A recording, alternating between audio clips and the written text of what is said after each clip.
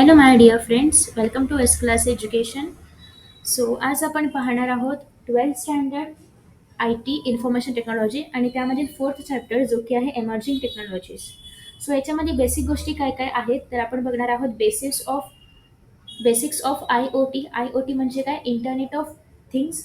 Next आहे basics of cloud computing. त्यासोबतच आपण इंट्रोडक्शन बघणार आहोत AI म्हणजेच आर्टिफिशियल इंटेलिजन्सशी निगडीत.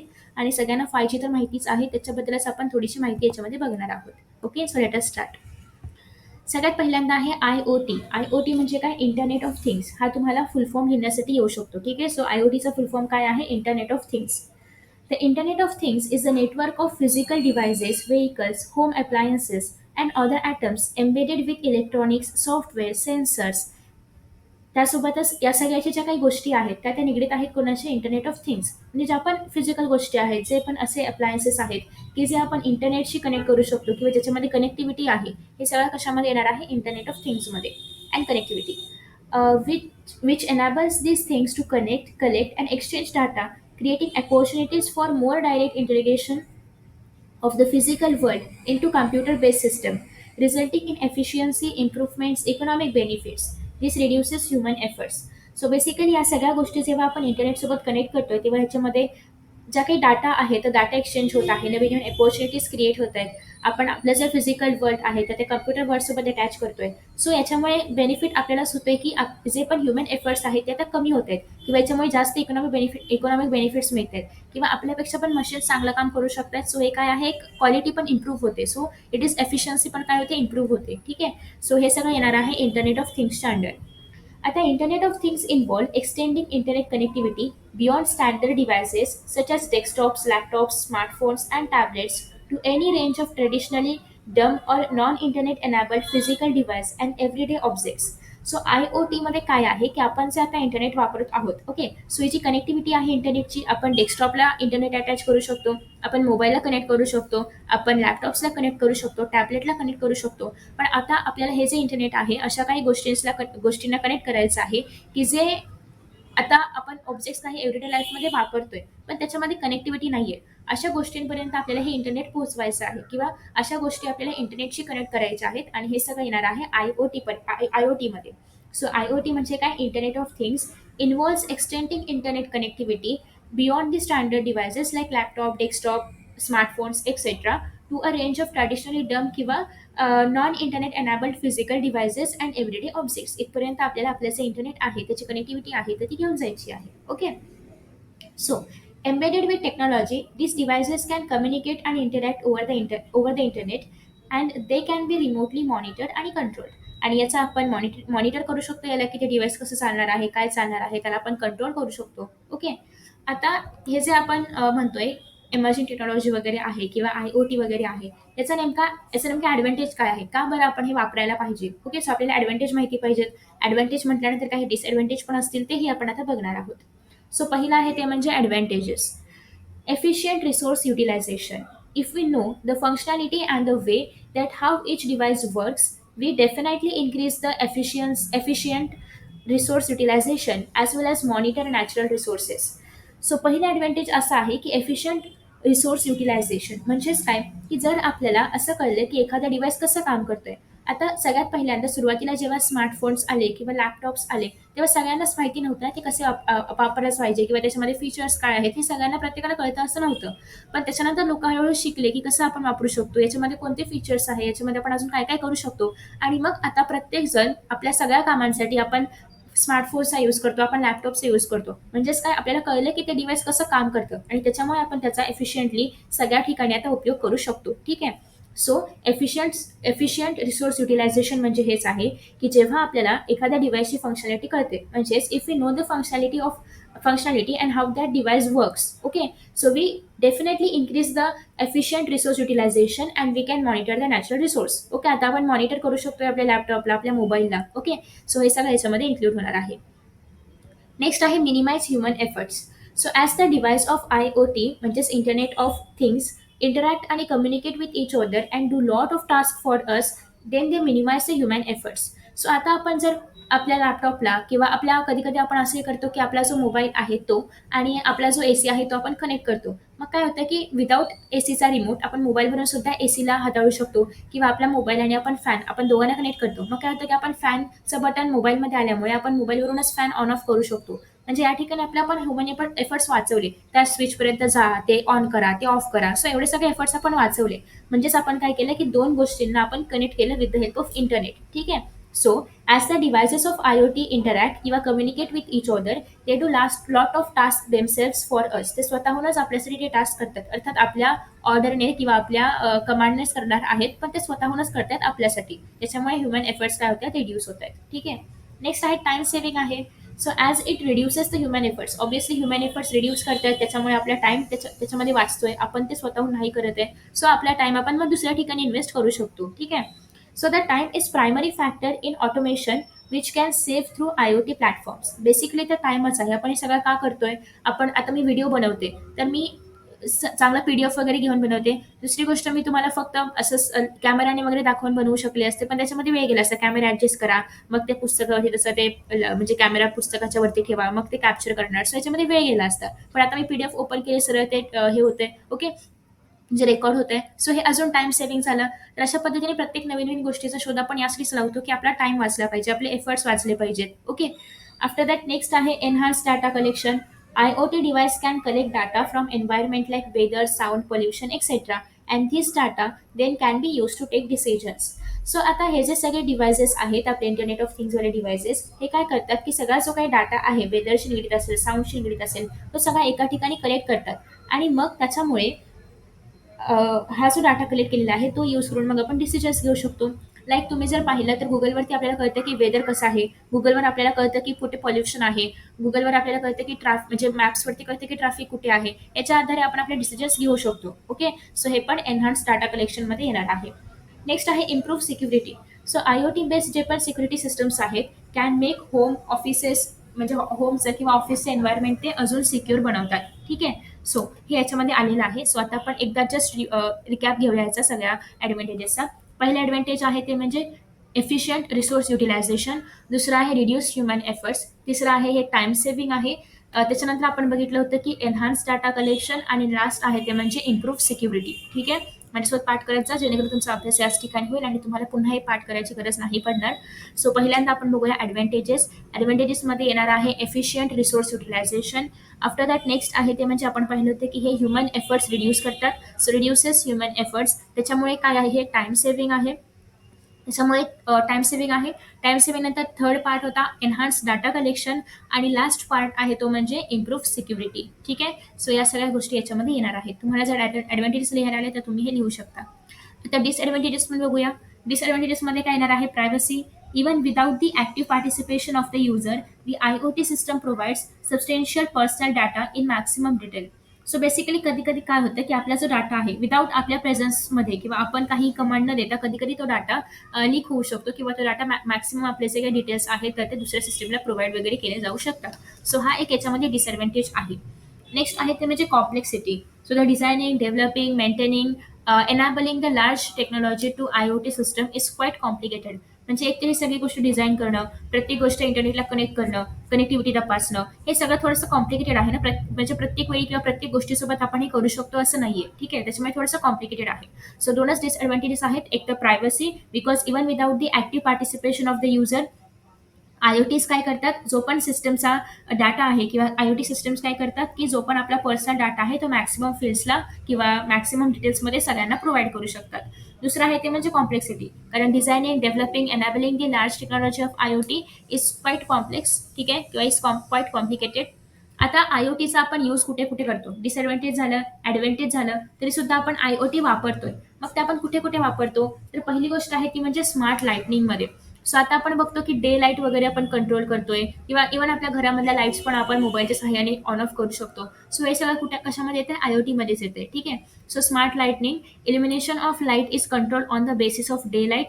किंवा आपल्या घरामधलं जे पण जर आपल्या काही डिजिटल लाईट्स वगैरे असतील, इव्हन आपल्या मोबाईलमध्ये सुद्धा आपण जर पाहिलं, जर आपण ऑटो काहीतरी त्याचं नाव आठवत नाही मला, हां, ऑटो स्क्रीन टाईम काहीतरी असं असतं काहीतरी ते. सो ते जर आपण ऑन केलं तर आपला जो स्क्रीनचा ब्राईटनेस आहे, ऑटो ब्राईटनेस.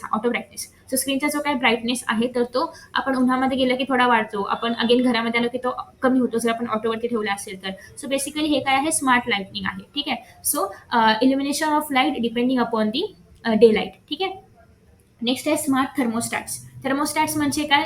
आता थर्मोस्टॅट म्हणजे सगळ्यांना माहिती आहे, सायन्सचे स्टुडंट आहात तुम्ही सगळेजण. That is temperature. ठीक आहे. So allows users to schedule, monitor आणि remotely control home temperature. So basically आपल्या घरामधला जर आपण काही डिव्हायसेस सेट केले असतील, थर्मोस्टॅटचे डिव्हायसेस, तर ते काय करतात की डिपेंडिंग अपॉन सराउंडिंगमध्ये कसं टेम्परेचर आहे आणि आपल्या बॉडीला कसं टेम्परेचर आवश्यक आहे, फेवरेबल आहे, त्यानुसार ते लोक टेम्परेचर जे आहे ते सेट करतात किंवा मॉनिटर करतात. नेक्स्ट आहे स्मार्ट लॉक्स किंवा garage door openers. So basically या ठिकाणी जर आपण पाहिलं तर पासवर्ड बेस किंवा फेशियल रेकग्नायझेशन डोअर्स आणि लॉक्स असतात. तुम्ही काही पाहिलं तर तिजोऱ्यांवरती सुद्धा असे लॉक्स असतात की फक्त ते पर्सन समोर असेल किंवा त्या पर्सनचा थंबप्रिंट असेल, फिंगरप्रिंट असेल किंवा काहीतरी असं असेल तरच ते लॉक्स ओपन होतात. इव्हन आपल्या मोबाईलचे लॉक सुद्धा फेस रेकग्नायझेशन आलेलं आहे. सो त्याच्यामुळे काय होतं की स्मार्ट लॉक आहे ते इव्हन तो माणूस जर समोर असेल तरच ते ओपन होतात. ठीक आहे. सो नेक्स्ट आहे smart security cameras. Security cameras that can identify known आणि unknown person and raise alarm in case of security threat. So काही काही जर तुम्ही मोठी मोठी घरं पाहिली किंवा मोठ्या लोकांची जर तुम्ही घरं पाहिली तर त्यांच्या दरवाजाच्या बाहेर एक कॅमेरा असतो. त्या कॅमेऱ्याला त्या लोकांनी जे नोन पर्सन्स आहेत त्यांचे चेहरे फीड करून ठेवलेले असतात.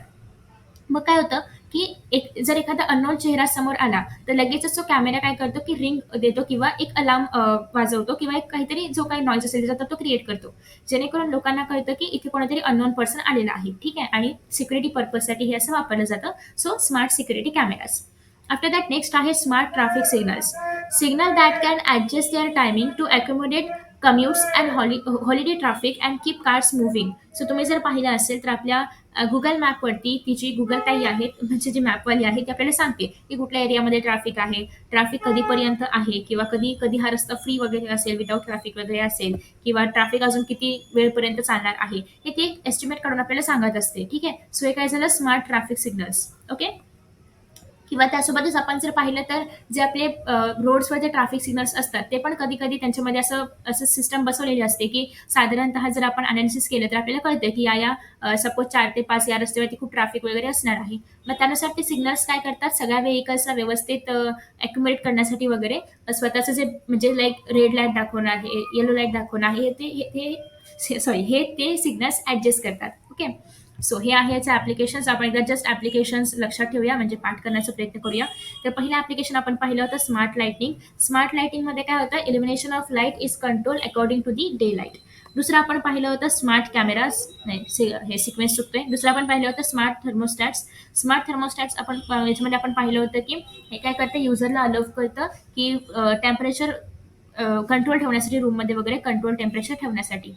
तिसरं आपण पाहिलं होतं ते म्हणजे smart locks. Okay. Smart locks आणि garage door openers. So the password is based on the facial recognization वगैरे, जेणेकरून दरवाजे ओपन होतात. नेक्स्ट आहे smart security cameras. So the security cameras that can identify known आणि unknown faces of the person and can give the alarm or can raise the alarm in case of security threat. After that last आपण पाहिलं होतं smart traffic signals. So traffic signals can adjust their timing to accommodate all the vehicles and holiday traffic वगैरे जे काही असेल to keep the cars moving. Okay. एकदा last अजून एकदा करायचे आपल्याला. सो ॲप्लिकेशन्समध्ये फर्स्ट होतं ते म्हणजे आहे स्मार्ट लाइटनिंग. सो त्याचं एक्सप्लेनेशन तुम्ही वाचू शकता, आपण फक्त पॉईंट्स लक्षात ठेवूया. सो ॲप्लिकेशनमध्ये आहे पहिला स्मार्ट लाइटनिंग, दुसरा आहे स्मार्ट थर्मोस्टॅट्स, तिसरा आहे ते म्हणजे स्मार्ट काय होतं, door opener, smart locks. Okay. Garage door openers किंवा smart locks. After that next आहे ते म्हणजे, मी पण लक्षात ठेवते तुमच्यासोबतच, तुम्ही पण लक्षात ठेवा, स्मार्ट सिक्युरिटी कॅमेराज. आणि लास्ट वन आहे ते म्हणजे smart traffic signals. Yes. Okay. After that next आहे क्लाउड कम्प्युटिंग. आता what is cloud computing? Cloud computing is a model for enabling convenient on demand network access to a shared pool of computing resources like network आहे, servers आहे, storage applications आहे आणि services release with service provider interaction. Okay. So यांचं म्हणणं काय आहे की cloud computing एक मॉडेल आहे. ठीक आहे. बरं, आता हे मॉडेल काय करतं, तुम्ही जर या ठिकाणी काही डायग्राम्स बघितले, there is a model for enabling convenient on demand network access to a shared pool of computing resources like network आहे, सर्व्हर्स आहे, स्टोरेज आहे, ॲप्लिकेशन्स आहे आणि इतर सर्व्हिस जे पण सर्व्हिस प्रोव्हायडर्स आपल्याला देणार आहेत. सो बेसिकली क्लाउड कम्प्युटिंगमध्ये काय केलं जातं, की आपल्या डिमांडनुसार किंवा आपल्याला जे कन्व्हिनियंट आहे त्यानुसार आपण एखादं शेअर्ड पूल जे आहे ते ॲक्सेस करू शकतो. म्हणजे सपोज की आपण आपला गुगल ड्राईव्ह घेऊया, ठीक आहे. सो गुगल ड्राईव्हमध्ये आपण काय करतो, आपल्या फाईल्स स्टोअर वगैरे करून ठेवतो, ठीक आहे. सो बेसिकली हे एक प्रकारचं क्लाउड कम्प्युटिंगच आहे. म्हणजे आपण आपल्या ज्या फाईल्स आहेत तर त्या आपण त्या गुगल ड्राईव्हमध्ये स्टोअर करून ठेवल्या. ओके. सो हे जे एक प्रकारचे रिसोर्सेस आहेत, असेच काही प्रायव्हेट क्लाउड असतात, काही पब्लिक क्लाउड असतात. ओके. सो याच्यामध्ये आपण आपली इन्फॉर्मेशन स्टोअर वगैरे करून ठेवतो आणि जेव्हा आपल्याला हवं असेल तेव्हा आपण ती एक्सेस करू शकतो. सो एक शेअर्ड पूल आहे कम्प्युटिंग रिसोर्सेसचा. याला आपण नेटवर्क आहे, सर्व्हर्स आहे, स्टोरेज ॲप्लिकेशन्स आहेत आणि सर्व्हिसेस आहेत, जे की सर्व्हिस प्रोव्हायडरनुसार हे रिलीज होत असतं आणि आपल्यापर्यंत ते पोहोचत असतं. ठीक आहे. आफ्टर दॅट नेक्स्ट, आता याच्यामध्ये कोणते कोणते मॉडेल्स आहेत.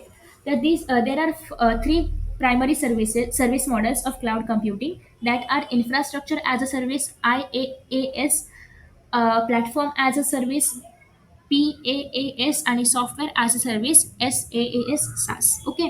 So SaaS. It is IaaS, PaaS, SaaS, infrastructure, platform आणि सॉफ्टवेअर. बाकी बाकी ॲज अ सर्व्हिस तर सेमच आहे. Okay. So infrastructure as a service, IaaS gives users access to storage, networking, servers आणि other computing resources via cloud. So basically IaaS म्हणजे इन्फ्रास्ट्रक्चरमध्ये काय केलं जातं, तर युजरला म्हणजे की आपल्याला आता आपण ड्राईव्ह वापरतोय, आपण काही गुगलचे अजून पण काही गोष्टी वापरत असतो फाईल स्टोअर करण्यासाठी, तर त्याचा ॲक्सेस आपल्याला मिळतो. ओके. नेटवर्किंग, सर्व्हर्स आणि अदर कम्प्युटिंग रिसोर्सेस वाया the cloud. while the user is still responsible for managing their application data. पण अजूनही आपण आपल्या त्या फाईल्स मॅनेज करण्याचं आपल्या हातामध्ये आहे, ते राईट्स आपल्याकडे त्यांनी दिलेले आहेत. ठीक आहे. Next, IaaS provides automated and scalable environment that provide a high degree of control and flexibility for the users. So basically IaaS काय आहे, एक स्केलेबल एन्व्हायरमेंट आपल्याला प्रोव्हाइड करतं, जेणेकरून आपण आपल्या फाईल्सला कंट्रोल करू शकतो. आपल्याकडे ती फ्लेक्सिबिलिटी आहे की आपण आपल्या फाईल्सला बघू शकतो, कंट्रोल करू शकतो किंवा त्याची पूर्ण जबाबदारी आपल्यावरती आहे. आता की फीचर्स काय आहेत IaaSचे इन्फ्रास्ट्रक्चर ॲज अ सर्व्हिसचे. So instead of purchasing hardware outright, users pay for IaaS on demand. आता काही IaaS आपण जर फ्रीमध्ये गुगल ड्राईव्ह पाहिलं तर कमी डाटा आहे आपल्याकडे.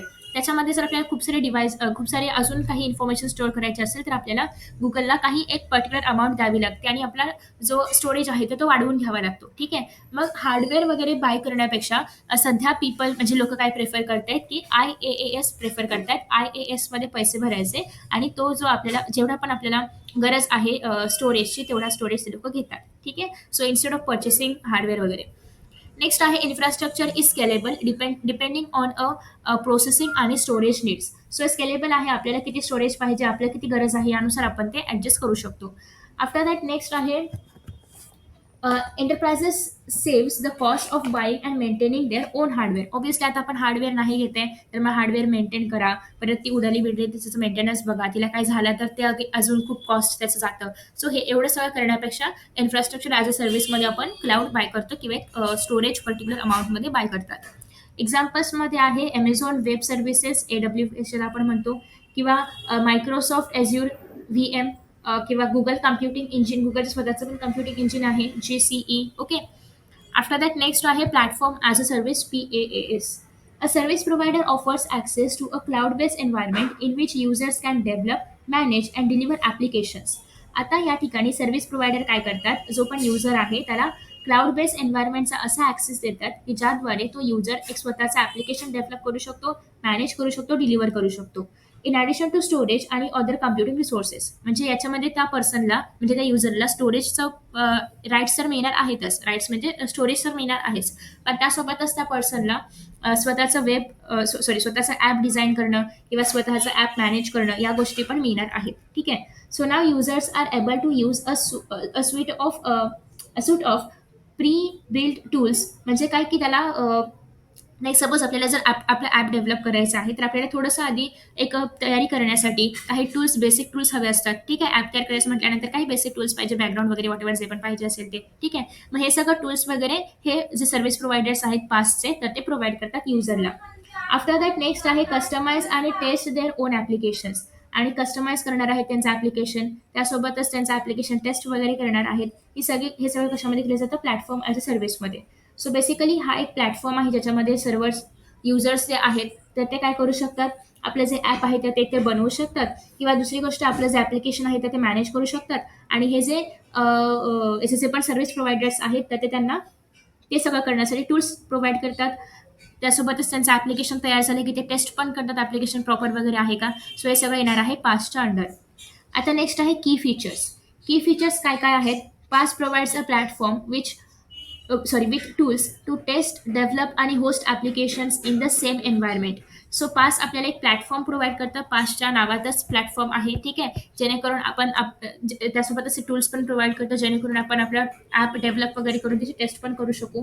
नेक्स्ट आहे enables organisations to focus on development without having a worry about underline infrastructure.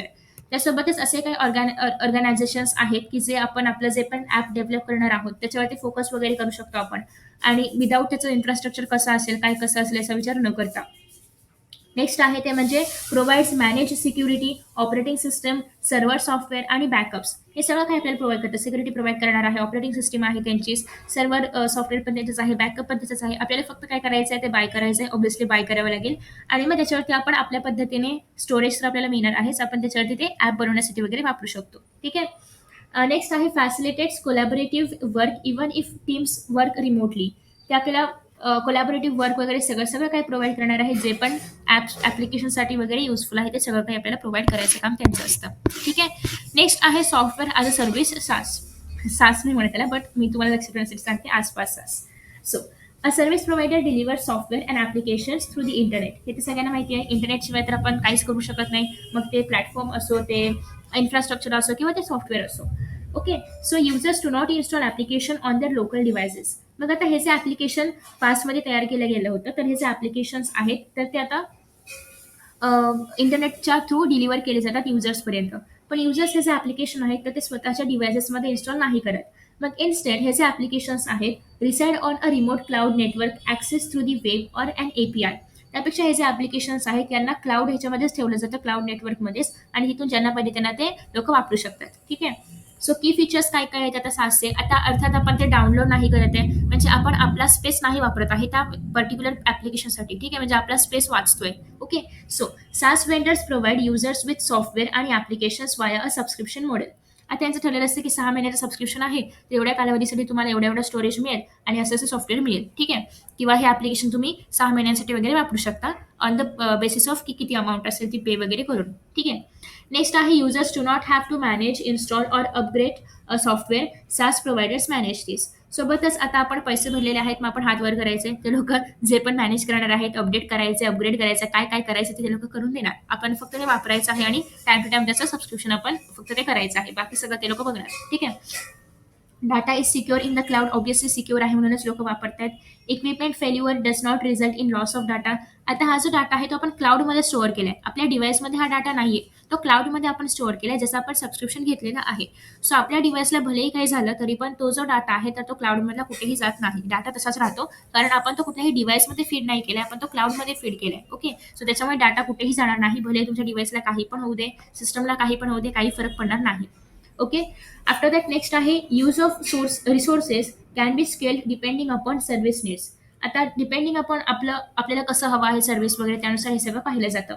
Next आहे applications are accessible from almost any internet connected devices. अर्थातच आपण आपल्याला काहीतरी त्यांनी दिलं असेल, कोड असेल, काही पण फीचर त्याचं असेल, ते डाउनलोड केलं दुसऱ्या कुठल्या डिव्हाइसमध्ये, की पुन्हा एकदा तिथे पण आपलं जे हे सगळं सर्व्हिस आहे किंवा डाटा स्टोअर करणं आहे, ॲप्लिकेशन सुरू करणं आहे क्लाउडच्या हेल्पने, ते सगळं दुसऱ्या डिव्हाइसवरती पण आपण करू शकतो, ठीक आहे. सो इंटरनेट कनेक्ट केलं आपण तर दुसऱ्या डिव्हाइसला, की आपण त्याच्यावरती पण ह्या सेम गोष्टी पाहू शकतो, ठीक आहे.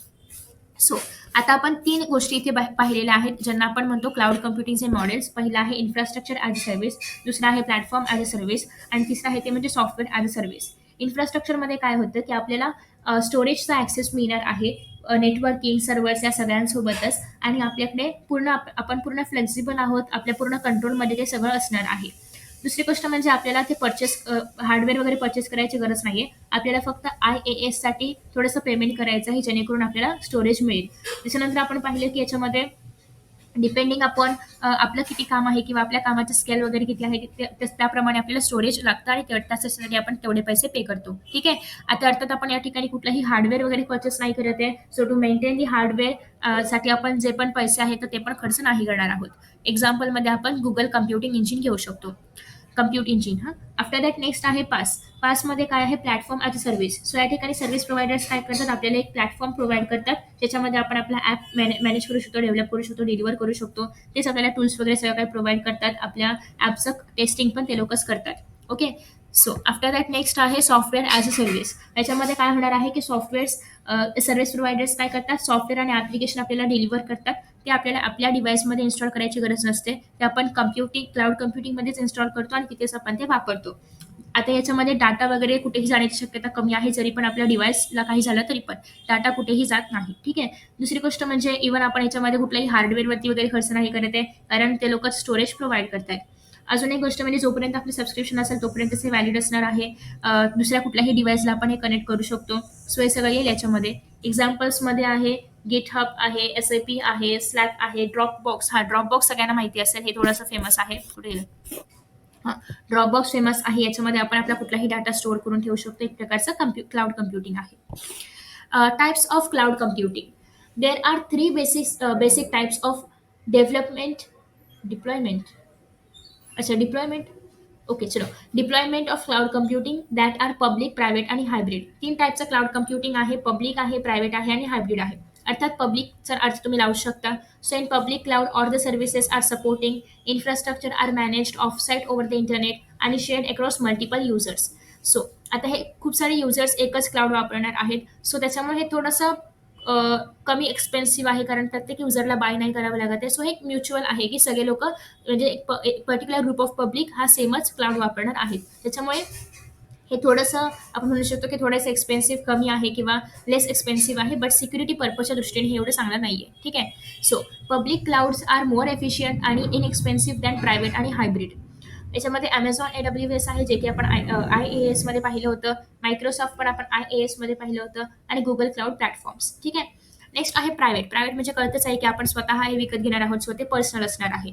So as the name suggests, private cloud providers IT services through the internet or a private network to selected users provided to the selected users rather than to the general public. So सगळ्यांना provide न करता फक्त काही selected युजर्सनाच हे private cloud जे आहे ते provide केलं जातं. आणि all the data is protected behind the firewall. Private cloud solution are preferred for enhance security आणि प्रायव्हसी. ऑब्व्हियसली प्रायव्हेट आहे तर ज्या लोकांपर्यंत आपल्याला पोहोचवायचं आहे त्याच लोकांना फक्त आपण हे शेअर करू शकतो. पब्लिकली सगळ्यांना यातला डाटा शेअर होणार नाही. ठीक आहे. सो हे सिक्युरिटी पर्पजच्या दृष्टिकोनाने चांगलं आहे, प्रायव्हसीच्या दृष्टिकोनाने पण चांगलं आहे, बट ऑब्व्हियसली प्राइस जास्त असणार आहे. नेक्स्ट आहे हायब्रिड क्लाउड. आता हायब्रिडमध्ये काय होतं? पब्लिक आणि प्रायव्हेट दोघांचे पण कॅरेक्टर्स आहेत. कॅरेक्टर्स म्हणजे दोघांचं पण यामध्ये यूज केलेला जातो. ठीक आहे. एक म्युच्युअल यूज केला जातो. So hybrid cloud environment combines both public and private cloud elements.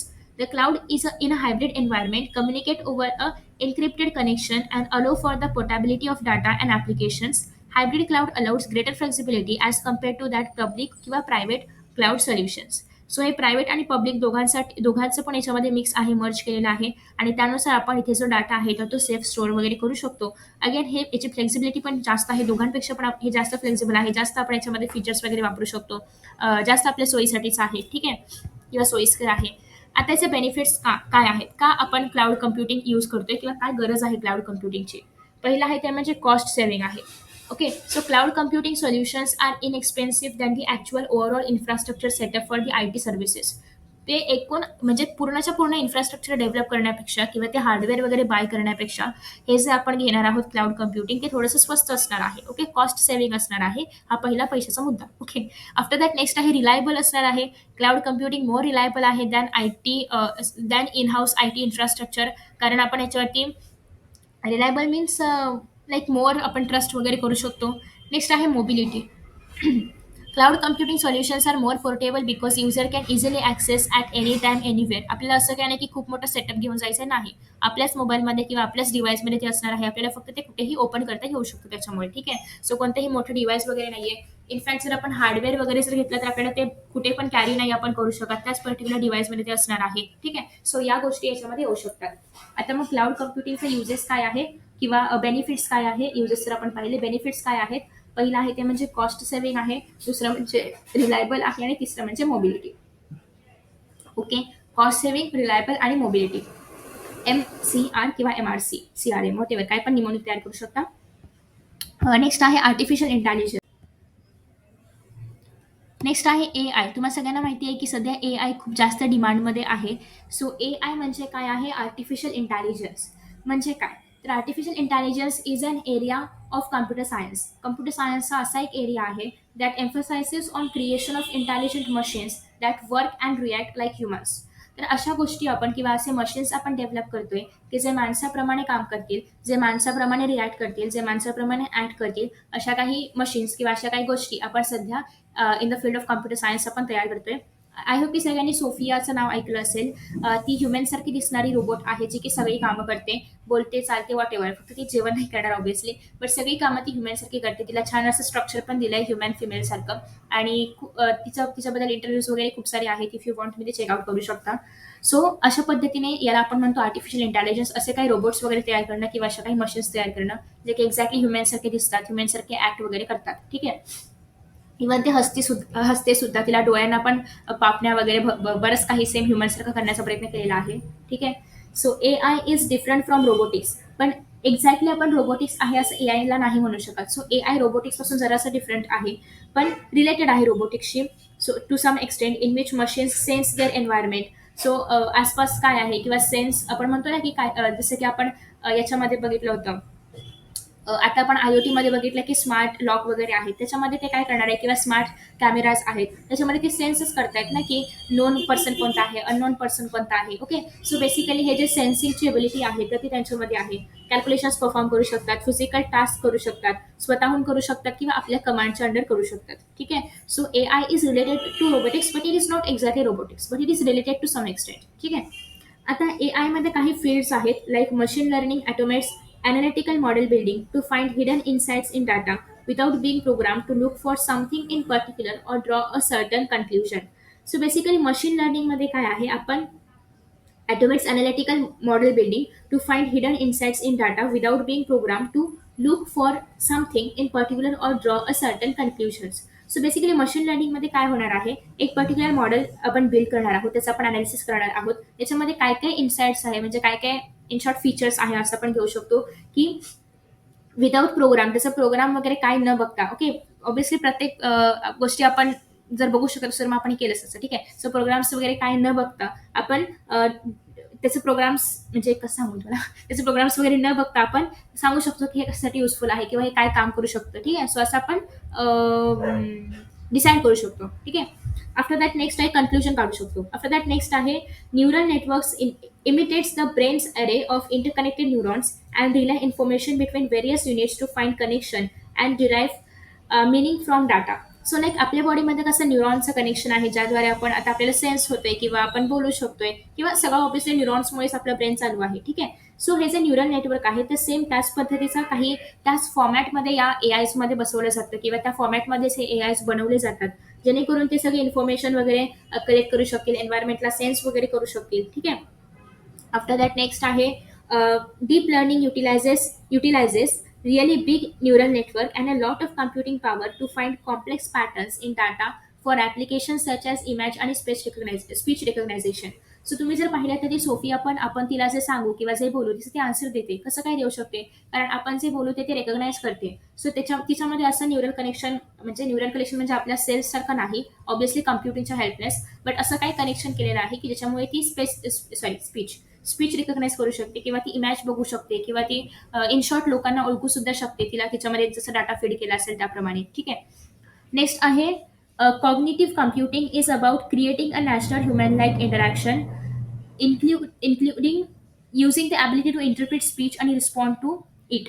So basically cognitive computing म्हणजे काय आहे, असं एक ह्युमन सारखंच बॉडी तयार करणं किंवा ह्युमन सारखंच एक मशीन तयार करणं की ज्याच्यामध्ये ॲबिलिटी आहे की ते स्पीच करू म्हणजे बोलू शकतं, स्पीच रिकग्नाइज करू शकतं, आपण काही बोललो तर त्याला रिस्पॉन्ड करू शकतं. लाईक आपण कसं तुम्ही माझ्यासोबत काही बोलला तर मी तुम्हाला काहीतरी रिस्पॉन्स देणार आहे, त्याचप्रमाणे ते मशीन सुद्धा जे की ह्युमन लाईक आहे, नॅचरली आपण त्याच्याशी बोलू शकतो, ते आपल्याशी बोलू शकतं. सो असे काही मशीन्स पण तयार केल्या गेलेल्या आहेत किंवा तयार करणं हे याचं बेनिफिट आहे. ठीक आहे. आफ्टर दॅट नेक्स्ट आहे computer vision employs pattern recognization आणि deep learning to understand the content of pictures आणि videos and to enable machines to use real time images to make sense of what's around them.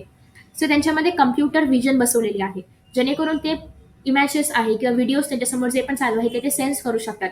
त्यांना ते recognise करता येते, त्यांना ते understand करता येते की हा असं असं एक पर्सन माझ्यासमोर उभं आहे किंवा असं एक ऑब्जेक्ट माझ्यासमोर उभं आहे किंवा असं एक व्हिडिओ समोर चालू आहे. ओके, सो बेसिकली त्यांना ते रिकग्नाइज करता यावं, त्यांना ते पाहता यावं, बेसिकली सेन्स करता यावं, यासाठी कम्प्युटर विजन त्यांच्यामध्ये टाकलेली आहे. ठीक आहे, जेणेकरून ते हे बघू शकतात की त्यांच्या अराउंड काय चाललेलं आहे. ओके. नेक्स्ट आहे natural language processing involves analysing and understanding human language and responding them. So त्यांच्यामध्ये एक नॅचरल लँग्वेज प्रोसेसिंग युनिट वगैरे पण बसवण्यात आलेलं आहे, ज्याच्यामुळे ते अनालिसिस करू शकतात की आपल्या आसपास काय चालू आहे किंवा ह्युमन काही बोलले तर त्यांना ते रिस्पॉन्ड करू शकतात, त्यांचं लँग्वेज ते समजून घेऊ शकतात, त्या ह्युमनच्या लँग्वेजमध्ये ते बोलू शकतात. लाईक आपली गुगल असिस्टंट कशी आहे, आपण मराठी लँग्वेज सेट केली तर ती मराठीमध्ये बोलते, इंग्लिश सेट केली इंग्लिशमध्ये बोलते, हिंदी सेट केली हिंदीमध्ये बोलते. ठीक आहे, आणि आपण जे पण क्वेश्चन विचारू त्याचा ते आन्सर देते. तर याच फॉर्मॅटमध्ये फक्त ते मोबाईलमध्ये आहे, असंच आपण एक ह्युमन सारखं स्ट्रक्चर बनवतो जे की आपल्याला रिस्पॉन्ड करतं.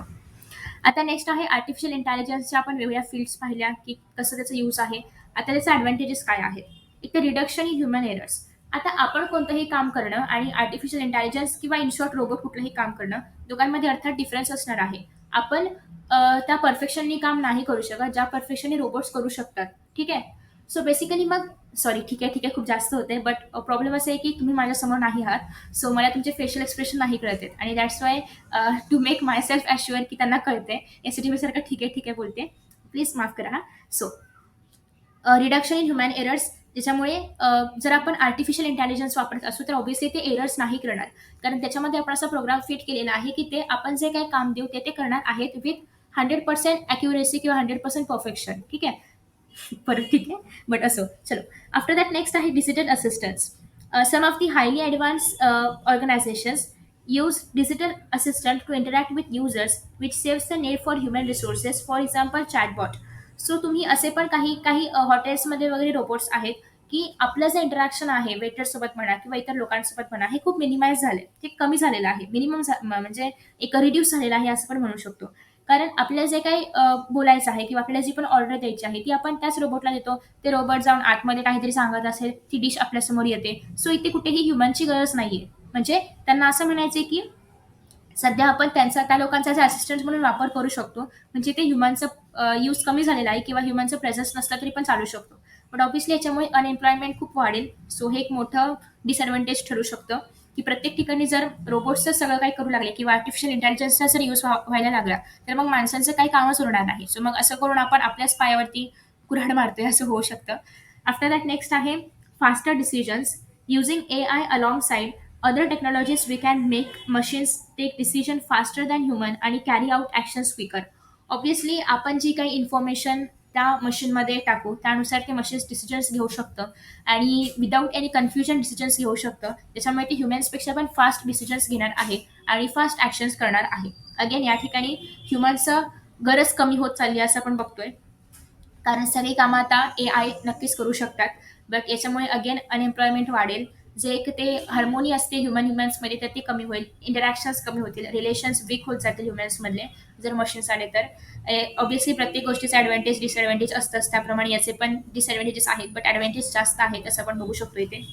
डेली ॲप्लिकेशन्समध्ये आपण वापरू शकतो, लाईक गुगलची सिरी आहे जी लगेच येते, सॉरी ॲपलची सिरी आहे, ॲपलची सिरी आहे, गुगलचं ओके गुगल आपण म्हटलं की ती लगेच येते. तसंच विंडोजमध्ये कॉटाना आहे. ठीक आहे, सो या सगळ्या काही गोष्टी आहेत की जे आपण AI मध्ये यांना इन्क्लूड करू शकतो. आता डिसएडव्हान्टेज काय आहे की हाय कॉस्ट ऑफ क्रिएशन. ऑब्व्हियसली एक AI बनवण्यासाठी कितीतरी करोडो रुपये खर्च करावे लागतात, कारण ते सगळं ऑब्व्हियसली आपल्याला देवाने बनवलंय, आपण पुन्हा एकदा कुठल्या तरी माणसाला नाही बनवू शकत. ठीक आहे, आणि आपण ज्याही पद्धतीने बनवते त्याला खूप जास्त खर्च लागतोय.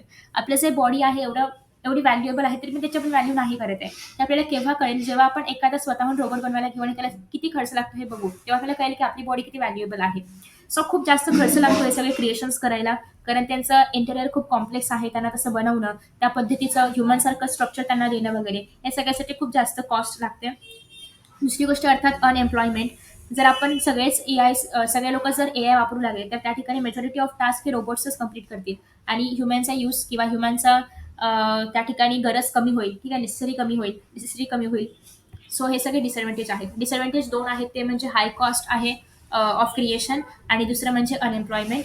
ॲडव्हांटेजेसमध्ये आपण पाहिलं तर रिडक्शन इन ह्युमन एरर आहे, डिजिटल रेजिस्टन्स आहे, फास्टर डिसिजन्स आहे. ठीक आहे, डेली ॲप्लिकेशन्समध्ये आपण त्याचा यूज करू शकतो. नेक्स्ट आहे 5G, last topic of this chapter. 5G म्हणजे काय? Fifth generation. Okay, so fifth generation of cellular network technology म्हणजे 5G. आता आपण बघतोय की सध्या जिओने पण 5G वगैरे सुरू केलेलं आहे. जिओच्या कार्डमध्ये 5G सुरू झाले आहे. अजून बऱ्याचशा कार्ड्समध्ये झालं असेल, पण माझ्याकडे जिओ आहे त्याच्यामुळे मला तसं माहिती आहे. बट तुम्ही जर पाहिलं तर हे अजून थोडंसं ॲडव्हान्स होत चाललेलं आहे टेक्नॉलॉजी. अजून नवीन नवीन फीचर्स येतात. अजून आपण एक हाय स्पीड डाटा आपल्याला मिळतोय.